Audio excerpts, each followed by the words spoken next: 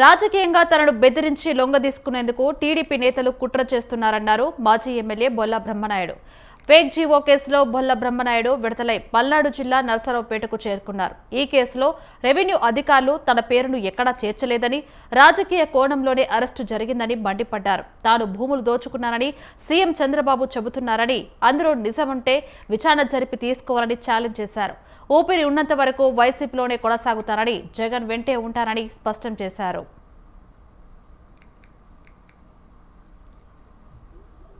ఎక్కడ కూడా ఒకరి సొమ్ము ₹1 తిందామనే ఆలోచన కానీ, ఏదో ప్రభుత్వ సొమ్ము తీసుకుందని చెప్పి వీళ్ళందరూ కూడా ఈ కూటమి నాయకులు చెప్తున్న పరిస్థితి ఇవన్నీ చాలా దారుణం. ఎక్కడ తప్పు చేయలేదు, చేయను కూడా. ఆ అవసరం నాకు లేదు. ఎందుకంటే ఈరోజు మీరందరికీ తెలుసు, ఎక్కడ నేను నా పేరు కానీ, నా మీద ఆరోపణ కేసు పెట్టడం కానీ ప్రభుత్వం వారు ఎక్కడా చేయలే. ఎవరు? రెవెన్యూ డిపార్ట్మెంట్లో ఎక్కడైనా నా పేరు కానీ, నా విధానం కానీ చెప్పలా.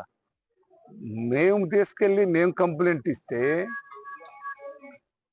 మమ్మల్ని అన్ని విధాల సీటింగ్ చేసింది మమ్మల్ని వాళ్ళు చేశారు.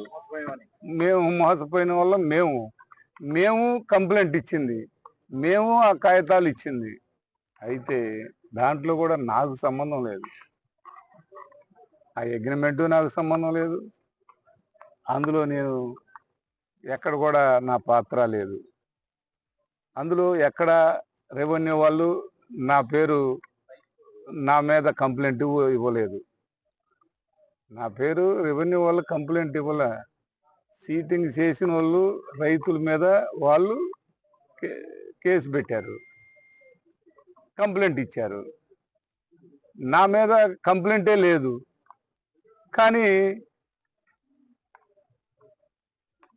కావాలని రాజకీయ కోణంలో ఎక్కడ దొరకడు, ఇందులో ఏదో విధంగా ఆయన పేరు అందులో చేర్చాలనే ఉద్దేశంగా నన్ను అనేక విధాలుగా ఇబ్బందికి గురి చేయటం జరిగింది. నా జీవితంలో ఎక్కడ కూడా